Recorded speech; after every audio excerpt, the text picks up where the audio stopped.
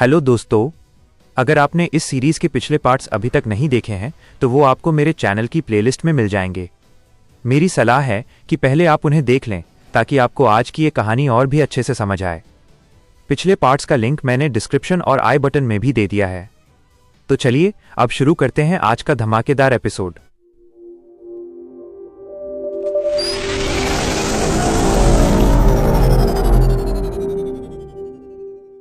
बीवा की आवाज के साथ फर्श गायब हुआ और जिनवू अंतहीन गहराई में गिरने लगा, लेकिन वो घबराया नहीं। उसने हवा में ही अपनी रूलर्स अथॉरिटी का उपयोग किया और किसी पंख की तरह एक शांत प्लेटफॉर्म पर उतरा।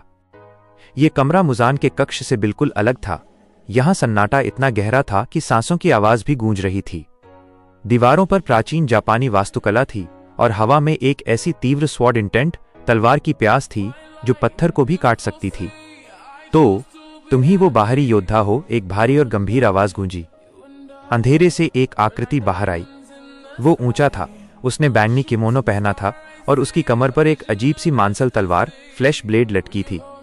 लेकिन सबसे भयानक उसका चेहरा था। उसकी 6 आंखें थीं, जिनमें से प्रत्येक पर लिखा था अपर मून 1। वो था कोकुशिबो।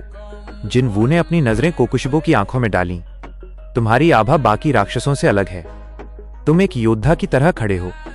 कोकुशिबो ने अपनी आंखों से जिनवू को ऊपर से नीचे तक मापा।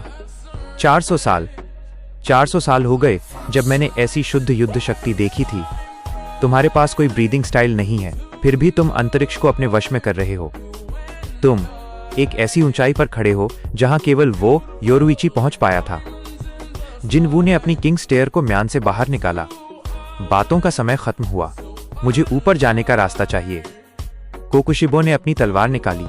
उसकी तलवार से कई छोटी आंखें उसे देख रही थीं। मेरा रास्ता केवल मृत्यु से होकर गुजरता है।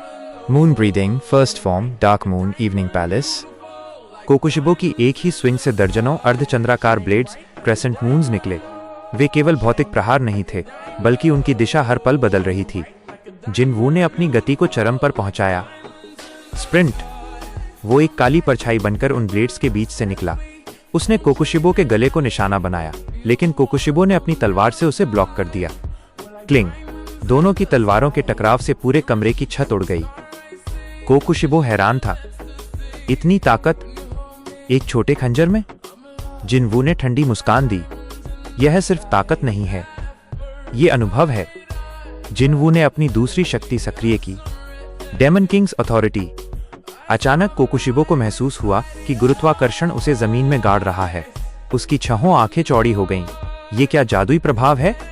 तुम किसी देवता की तरह लड़ रहे हो। मैं देवता नहीं हूं, जिनवू कोकुशिबो के ठीक कान के पास फुसफुसाया। मैं वो हूं जो देवताओं का शिकार करता है। तभी कोकुशिबो ने अपनी तलवार को बदल दिया। उसका आकार बढ़ गया और उससे कई छोटी शाखाएं निकल आईं। मून ब्रीदिंग, 14वीं फॉर्म, कैलामिटी, 10 क्रिसेंट मून।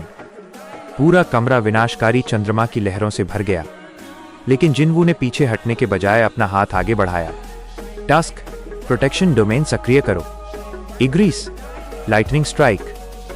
अब ये केवल एक योद्धा की लड़ाई नहीं थी। जिनवू की शैडो आर्मी और अपर मून 1 के बीच एक ऐसा महासंग्राम शुरू हुआ जिसने इन्फिनिटी कैसल की बुनियाद हिला दी। एपिसोड 6 समाप्त।